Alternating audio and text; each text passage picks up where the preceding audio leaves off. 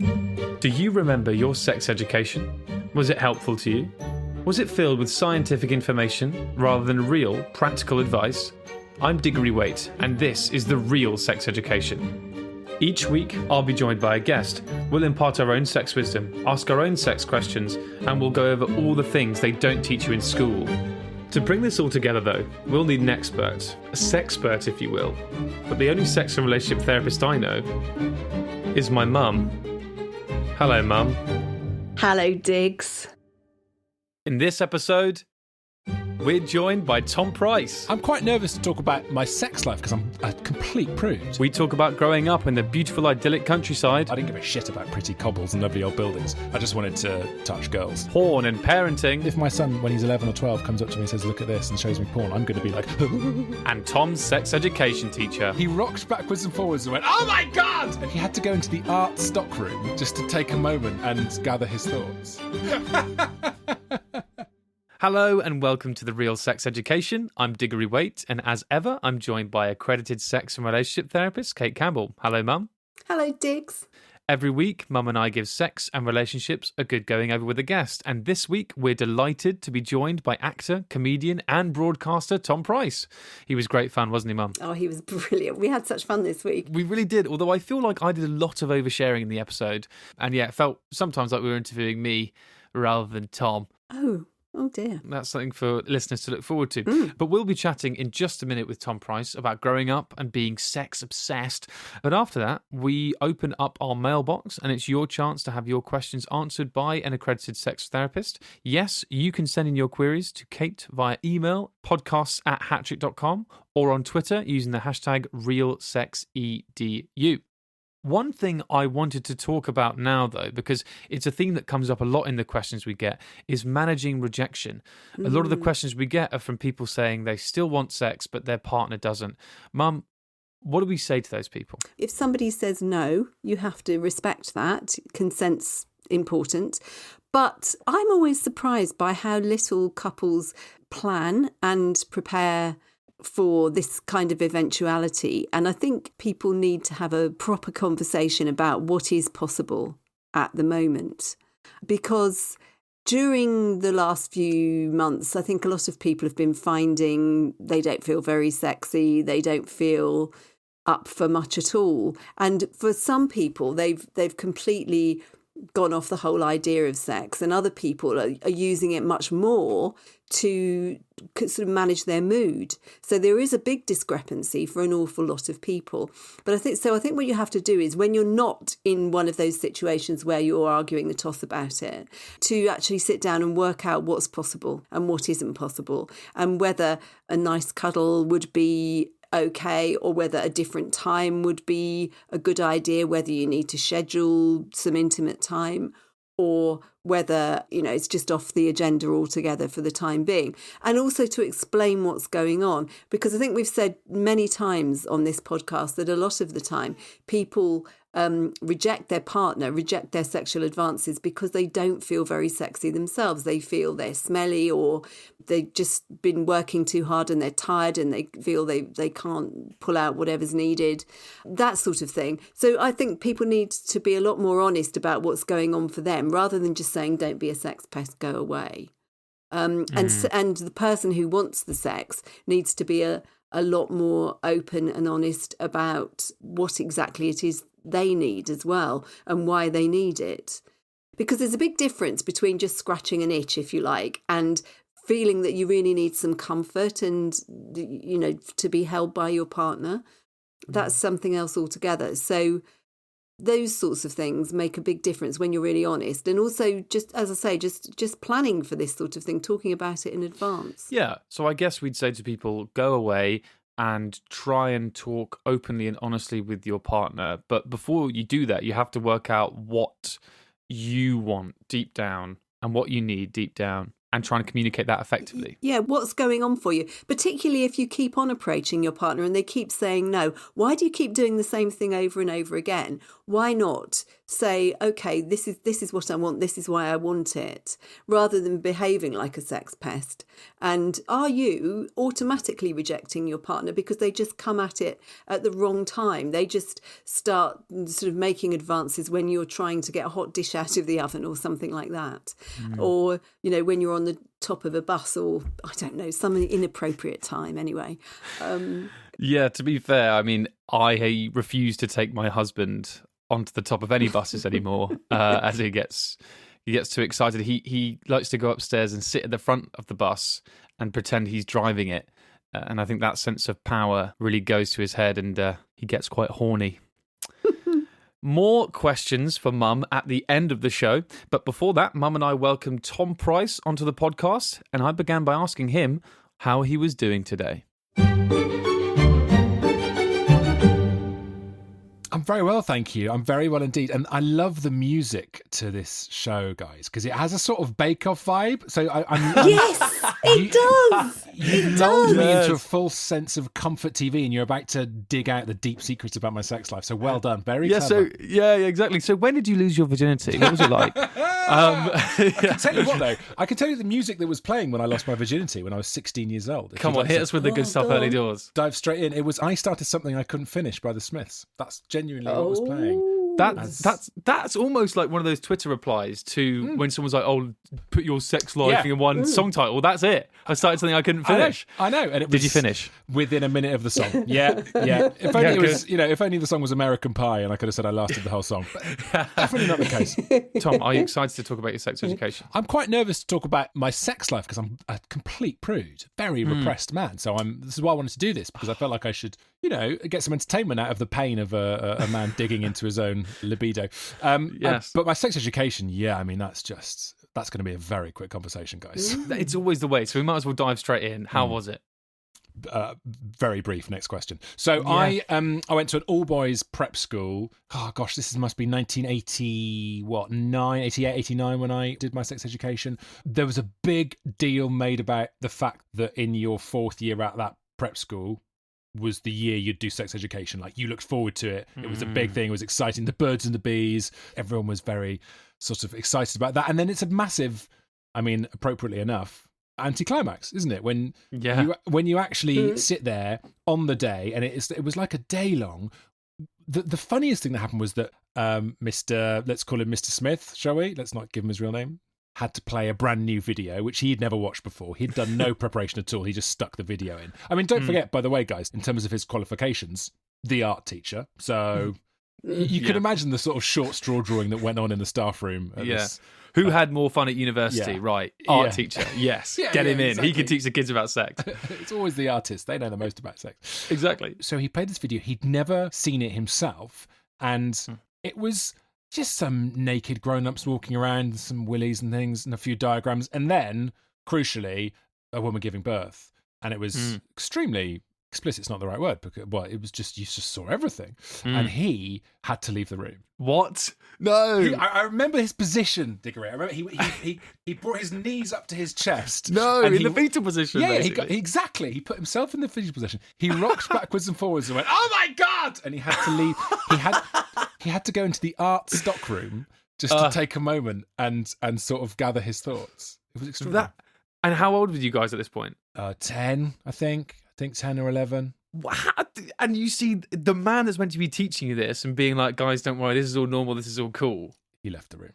And screaming. For a bunch of posh kids who'd probably all been abandoned by their dads as well. That worked quite well. It was quite, quite a neat analogy.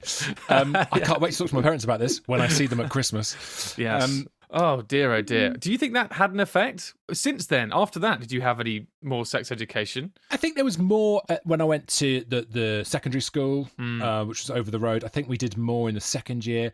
There was, there's poor women. There was one female teacher, or maybe two female teachers in the whole school, like hardly any, all boys school. And the rumour went around like wildfire. Because so much of this is about rumours, isn't it? It's all about the expectation of massive, exciting, life-changing moments that are going to happen. And the rumour was that this female teacher, who everyone obviously predictably fancied, was that she would demonstrate. No. I mean, No. and we all genuinely, that's what happens. Yeah, that's definitely what happen. Yeah, where's that in second year? That's when we're 12. Yeah, can't wait. We're gonna see Mrs. Bleep's tits. It's gonna be amazing. Horrific. And again, for the anticlimax, the actual reality at the moment was watching her put a condom on a test tube. Yeah, that's what we had at our school. Everyone else had the banana, and I was like, we're not wasting bananas on that. Tube. Yeah, test tube. Yeah, you go. Yeah. Much more accurate to size as well. Exactly. At least I've found.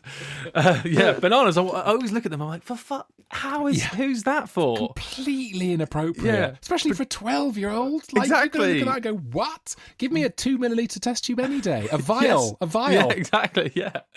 Yeah. Oh, geez. So disappointment so far in every stage. Pure disappointment. Yeah, nothing of any.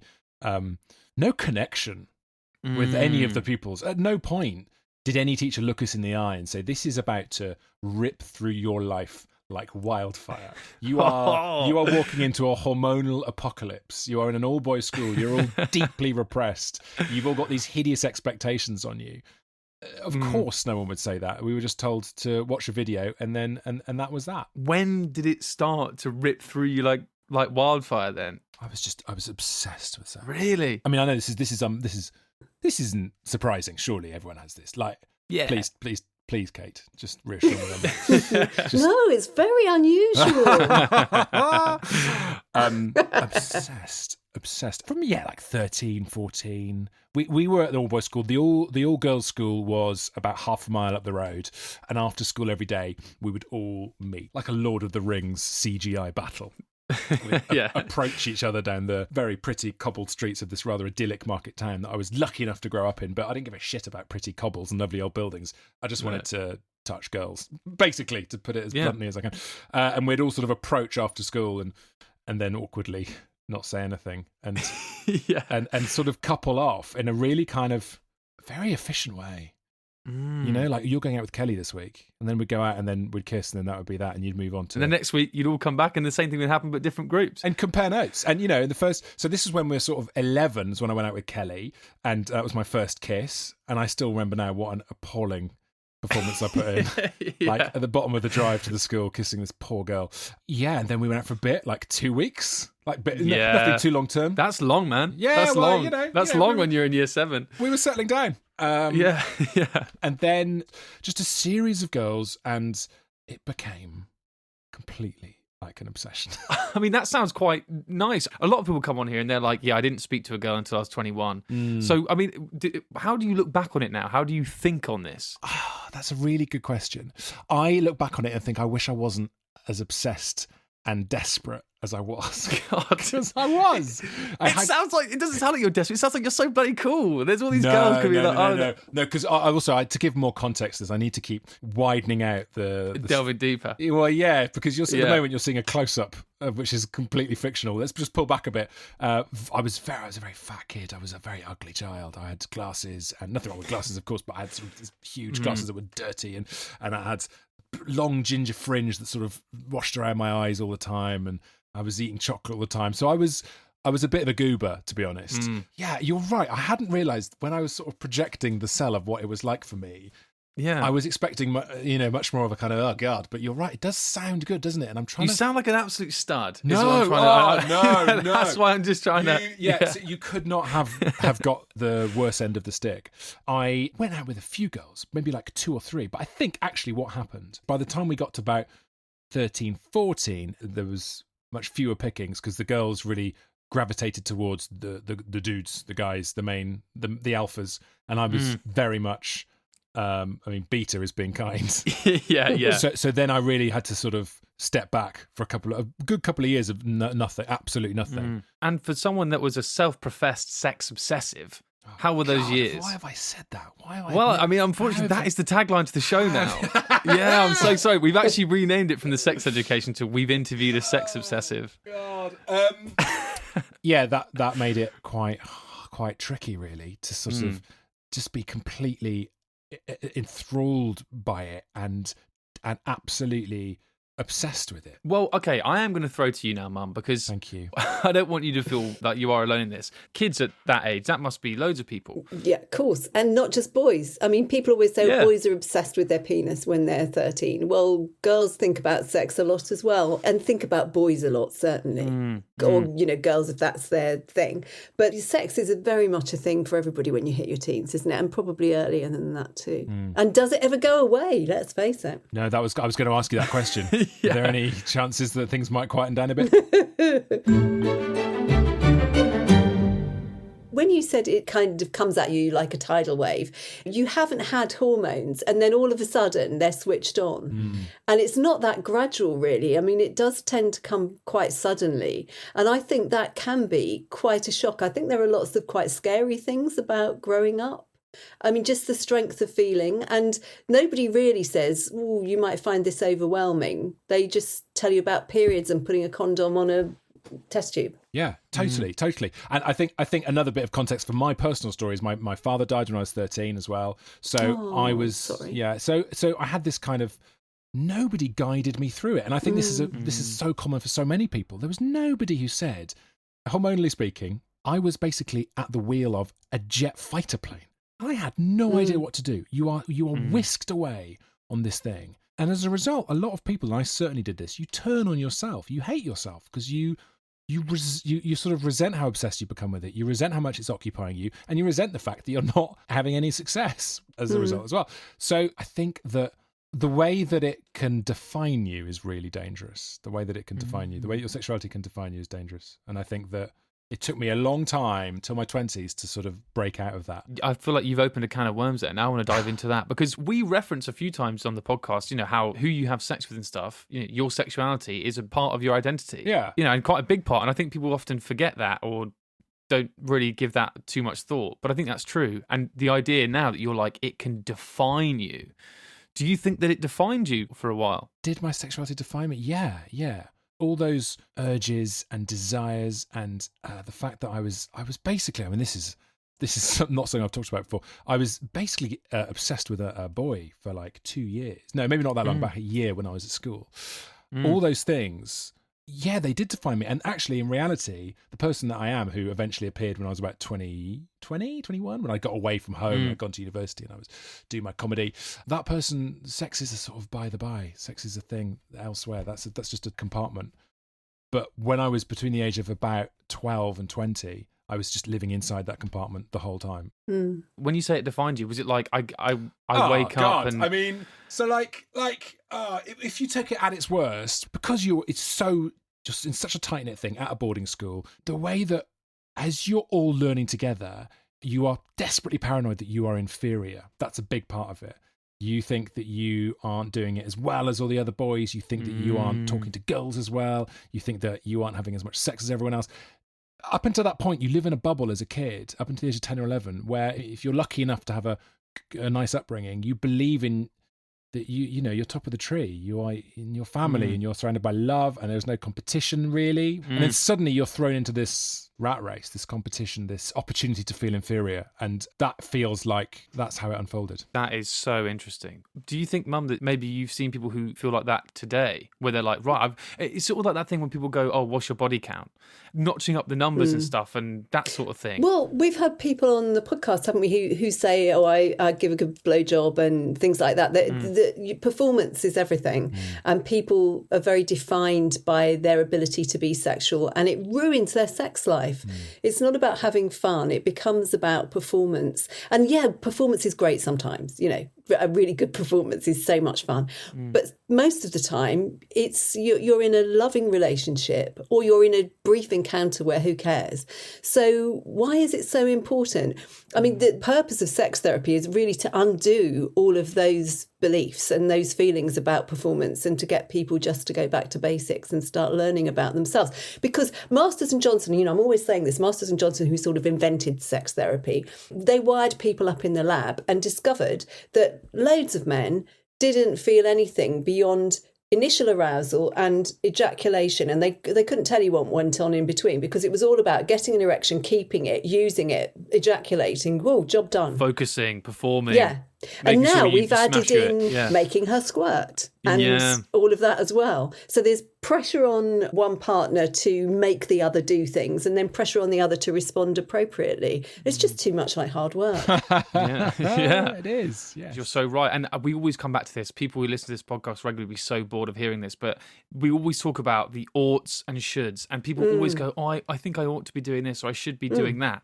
At that age, I know I looked around my classroom and thought, oh, that kid had sex. I remember at my school, it was all about the bases. So it was like, oh, how far have you gone? And it was always like, oh, me and blah, blah, I've gone to second base. And everyone was like, oh. And once What you was got second base? So What was first second base is kissing.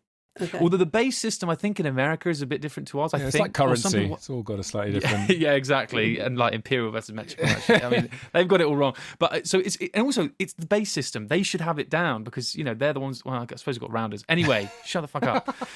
So we've got more of a cricket system. It's like it's 5 days. Yeah, exactly. Yeah, exactly. There's a lot of running involved. Yeah, Leg over wicket, yeah. Nice, dude. Love that. So you've got first base is kissing. Second base is things with hands, fingering, hand jobs, etc. I'm not going to look at you when I say that, Mel. Yeah. Cool, it moves really fast, doesn't Yeah, it? It wasn't like that in my day. Kissing. What would your second base be then in your day, Kate? So first base was probably holding hands. Oh, Jesus. I'm going to be And sick. This is rubbish. And then second base was probably kiss on the cheek or something like that. Yeah. Oh, Christ. God, I mean, all that stuff you're talking about, that'd be about 20. And then if you were lucky, when you'd walk someone home, they'd then stick their ankle out the window and you'd be like, oh my God, look at the ankle. Sick base just there. So the thing is, in my head, right, your bases make a lot of sense, but also in my head, there's 4 bases. 4, only 4. Baseball. Home run is what I'm saying. Yeah. Yeah. So you work up that way. So it's you kiss for first base. I see. So you I've kiss. never realised it was about baseball. Well, in my head, that makes sense. That is how the run system works. Okay, so first base. First base, Yeah. you're kissing. You're kissing the person who stood on first base. Okay. You guys are getting off. Then you run to second base and you give that person standing there a hand job. When you get to third Be a great base... sport. We should franchise this straight away. Yeah, exactly. Hang on, we won't release this bit. I'll edit this bit out and then we'll put this... This is what we pitch to people. Pitch, baseball. Anyway, right, it's getting too convoluted. So I've run to third base. Now, third base has been a bit... I almost got caught out. So I've slid on my knees and I'm now performing fellatio. Oral sex on the third person. And someone's hit a big long one, home run. As I enter home run, I also enter someone else. And that's sex. Fantastic. But that's when I was a kid. So the base system was so big. I remember someone asked me, he was like, oh, with my girlfriend, they were like, how far have you gone with her? And I was like, well, I'll tell you how far I've gone with her. We both feel very warmly to each other and we are both having a lovely time and we've been going out for like I would a year not be or so. friends with you if you did this stuff. I'd be like, mate. Exactly. It was a massive deflect because I was so frigid that we had not got anywhere past first base. So how old were you when you first had a serious relationship? How has this happened? This is great. How old was I? I think I was 15. Oh, right, okay. All right. Yeah. So, but maybe 14 or 15. Right. Yeah. So I'm talking like a year and a half, 2 years into that. Someone in the year above was like, we were at some party we were both at, and he was like, because he was really cool and fit, and my girlfriend at the time was like, I really want a picture with you. So they had a picture together, and I stood there awkwardly. Yeah, and I stood there and took it. Wow. Yeah, I know. And then she like a cuck selfie. That is so weird. Exactly. And then she ran off to show the picture to all of her friends because she was really excited by it. And I then was left stood there chatting to him, and he was like, she's really cool. And I was like, yeah, I know. And he was like, how far have you gone? And I was like, we've gone bloody far. I'll tell you that we've said we love each other, and we, But the thing, it was a complete deflection because I was so frigid. But that's the thing, and I remember looking around and being like, oh, I need to up my game here because I feel like a lesser person to everyone else here, and other people would see you as lesser as well. People would ask you and be like, "You've been going out with blah blah. Have you even fingered her yet?" No. Well, you're clearly not really going out, are you? Your entire identity. See, there it is again. Your entire identity is. But how cool I think you are is how many times you've fingered someone. Like that is what teenage years are all about. And this is not revolutionary thinking, but it really affected me. It really, really affected me. One thing we haven't talked about, which I've heard you talk about it on other episodes of this fabulous podcast, is porn and the effect that is having on kids. And I'm conscious that it's a fairly perverse thought at the moment for me because my eldest is only 8 years old, but I'm conscious that in the next 2 or 3 years, he's on his iPad or whatever, images are flashing up. I don't know, what's the best way to sort of guide them through how they're sold sexuality? It's really hard, isn't it? I think what you're doing is right, because you said when they ask questions, you answer. And that's really the only way to do it, because you can be, if you try and have a talk, you can be taking them too far, pushing them forward before they're ready for it. So wait for the questions, give them the answers. Loads of people think they're like, I've got to give my kids the talk. And like you say, that could be not age appropriate, like or just might be not ready for all of that yet. You're so right. You might be pushing them down a road that they're not fully ready for yet. So I think the best thing to do, like we've said before, I think as well, is if every time they have a question, you keep answering it openly and honestly, they're going to keep coming back to you with questions because it's an open dialogue rather than here's our allotted time for the birds and the bees, and we're going to have that. And if it's not all sorted out in that time, then it's never going to be sorted out. That's just not the way to do it. So if you have that open stance the whole time, then they're going to come to you when they need to. And it's fascinating as well when you use that phrase, the birds and the bees. It reminds me of the awful sex education lessons, and the idea that when the bell went at the end of that lesson, you were now fully educated in terms of sex. Astonishing. But I mean, so they also come on and say, oh, you learn through porn or trial and error. I suppose everybody learns through trial and error, and it's really quite sweet in lots of ways. But again, there's even more feeling of performance now, where you should be going into it fully aware, fully good at everything, and of course people aren't. Especially because in porn, like the things they do, they're like Olympians. The positions they get into and the things they are capable of doing, and good luck to them. But the idea that people think, A, that's what I should be doing, and B, that equals pleasure. That's the interesting thing. You're being, if you watched an advert and you watched someone eating a bit of a tree and they made it look as pleasurable as possible, you'd go out and you'd watch enough of those adverts and eventually you'd start trying to eat trees and you would blame yourself for not finding it pleasurable. Yeah. And I think that's what happens with porn. Exactly. I mean, I've lost count of how many girls I've seen with bruises all over their necks because they've been throttled. Oh, God, and it's just, and this is normal relationships, and it terrifies me. I mean, when I started, sex therapy and relationship therapy was not as much about safeguarding as it now is. That's genuinely horrified me. It is genuinely horrifying. It's awful. Something you just said then, Tom, blew my mind when you're like, that thing of you're going to eat bark and then you're going to blame yourself for not enjoying it. It sounds like these girls are going to come in and do exactly the same thing. They're going to be like, oh, why didn't I enjoy that? Everyone else seems to. All the porn I watch, Precisely. They do. The guy who's doing it to me loves it. They say things like, well, you've got to, haven't you? You don't have to. No, absolutely not. No. Yes. I don't know. We need to have someone on actually and talk about that, because are they talking about porn in schools yet? They do. Okay, good. Yeah, because that feels like that's the new taboo. We're all congratulating ourselves saying, I'll just, any questions they ask me. But if my son, when he's 11 or 12, comes up to me and says, look at this, and shows me porn, I'm going to be like, like an 18th century Catholic looking at an ankle. Oh, God. Yeah, exactly. But it varies, doesn't it, from place to place? It's very different. And in the States, they've got some states where they've got really, really good system going. They're really doing the education, and others where it just is not allowed. Let's pretend it's not happening. Could you imagine doing it, though? Could you imagine wandering into a school, a bunch of 13-year-olds and going, okay, guys, right, here we go. Yeah. Okay, happy campers, everyone gather around, and we're going to show you some videos real quick, okay? What I love is that as you're doing that, Diggory, your mum is just she's just got the most what the fuck is he doing? Look on her face. But I think that's another problem, is we've got to make sure that people aren't all like Mr. Smith, who sees a woman giving birth and runs from the room. Yeah. There are lots of teachers who would put their head in a lion's mouth rather than talk to children about sex. There is actually porn where people do that. Yeah, that's right. Exactly. That's hot, man. Have you not seen zoo porn? Oh, it's amazing. So good. At the end of the podcast, we like to ask people, how was it for you? Was it good for you too? And it sounds...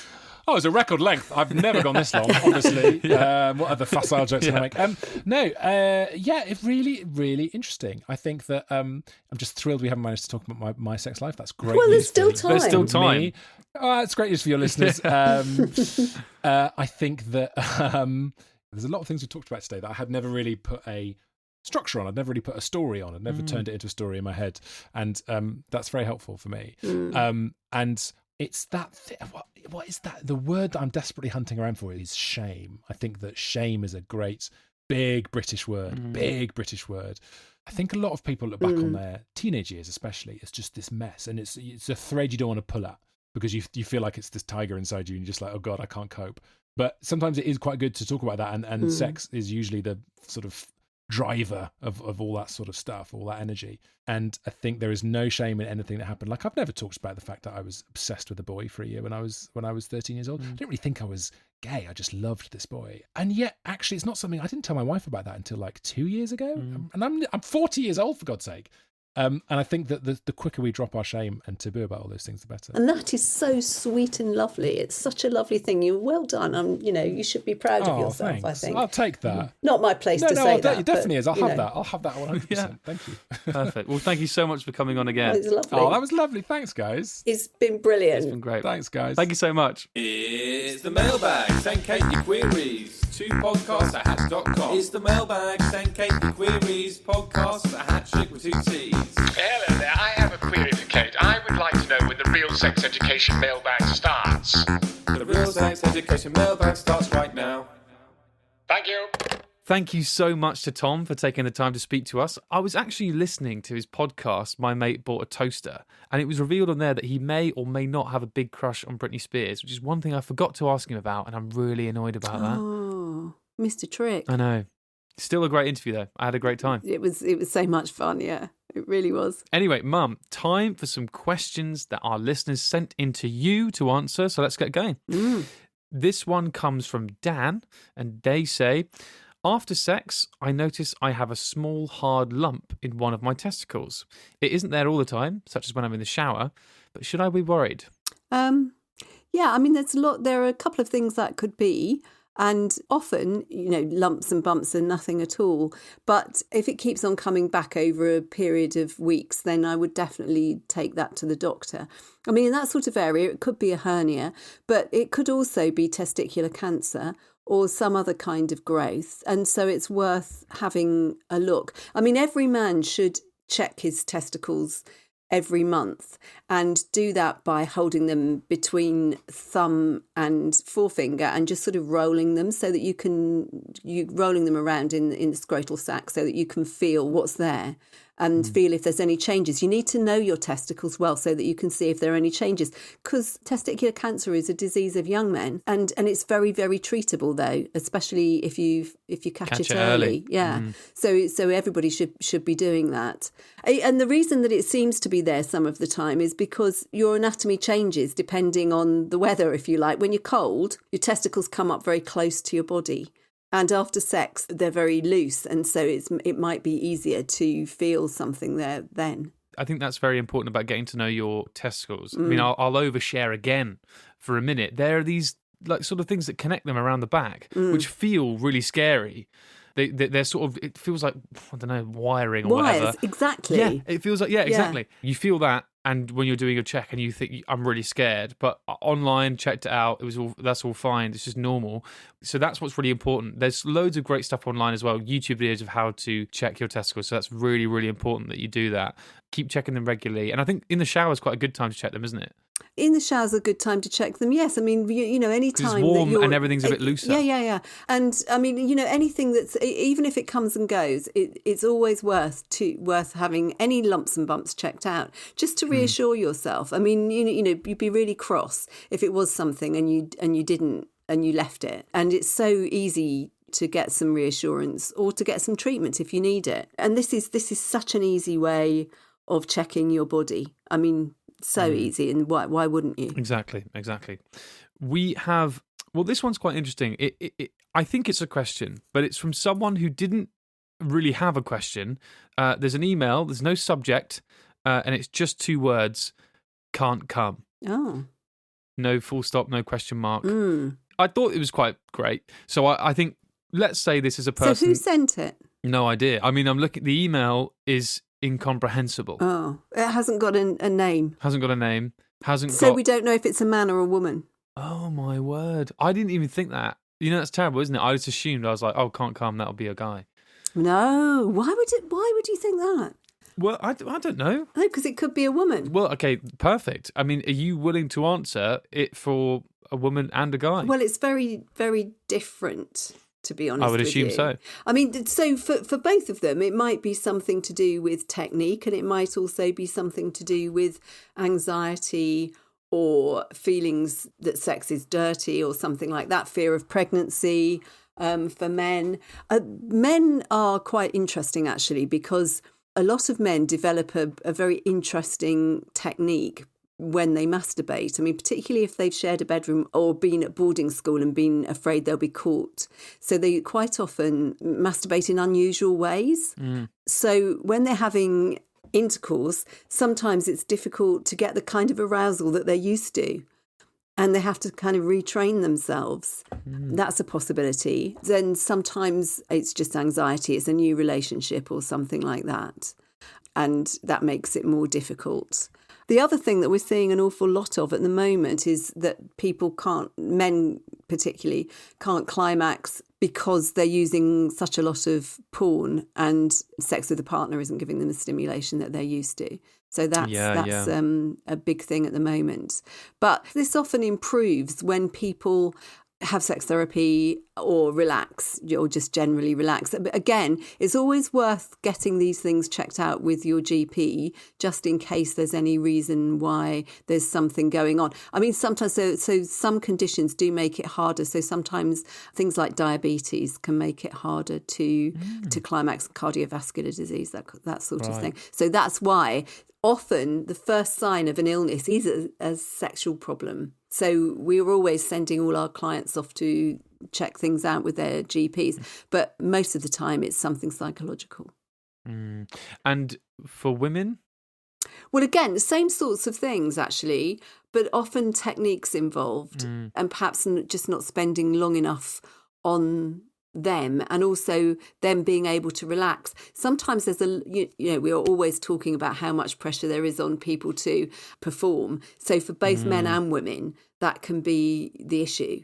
They're just very self-conscious. And so try and cultivate some sort of situation where you're not feeling the need to perform. And I mean, and start on your own.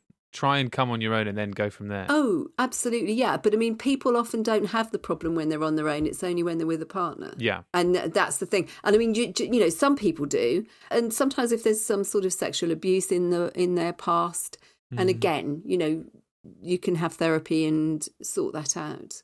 But it is often really, really treatable. All these things are really treatable. I mean, it's more likely to be a medical cause if the problem is there when you're masturbating as well as when you're with a partner. But don't just assume that. Get it checked out anyway, just to be on the safe side. If you do have any more thoughts on this, or we haven't answered your question, you know, maybe send a question with more than 2 words in it next time. We could try that as well, because we want to help out, but we just need a bit more information. Yeah. Good. Well, that's another mailbag in the bag. Questions posed and questions answered. Thank you so much for sending those in. Keep them coming. We really appreciate them. It's podcasts@hattrick.com and #RealSexEDU on Twitter. Thank you so much to Tom Price for speaking with us. And thank you so much to Fountain of Sexual Knowledge, Cate Campbell. Ooh, digs. And thank you for listening. We'll see you next time. Bye. Bye.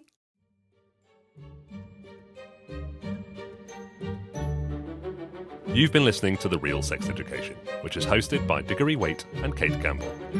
The show is produced by Diggory Waite, and the executive producer is Andy Goddard.